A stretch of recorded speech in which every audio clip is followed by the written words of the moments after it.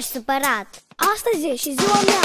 Flori în dar și-un cântec de la mine, ca să știi cât de mult țin la tine. Tu știi, da? E cea mai frumoasă zi, visele se vor împlini. Mulți ani trăiască, mulți ani trăiască, la mulți ani.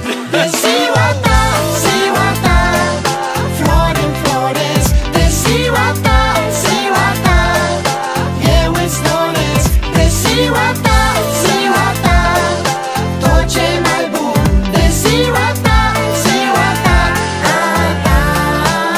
De ziua ta, ziua ta, flori înfloresc. De ziua ta, ziua ta, eu îți doresc. De ziua ta, ziua ta, tot ce mai bun.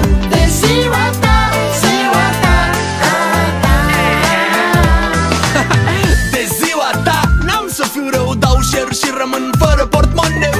Deschid ușa cu flori în mână și-ți cânt un la mulți ani, nu doar în română. Vrei? Pot schimba noaptea pe zi, pot rata pariu, cânta, zbura, dansa, găti și, bineînțeles, distrag pe tăi, după care strâng și spăl vesela după ei. Vrei? Te pot duce în spate și darurile în mâini. De ziua ta îmi cer iertare eu de la vecini. Am să te fac să râzi cu poftă tras de urechi în locul tău bătut cu tortă, iar pe boltă cu numele tău spre curcubeu. Lansăm un zmeu, doar tu și eu, dar spre dimineață lasă-mă să-i trag un pui de somn, indiferent unde am să dorm.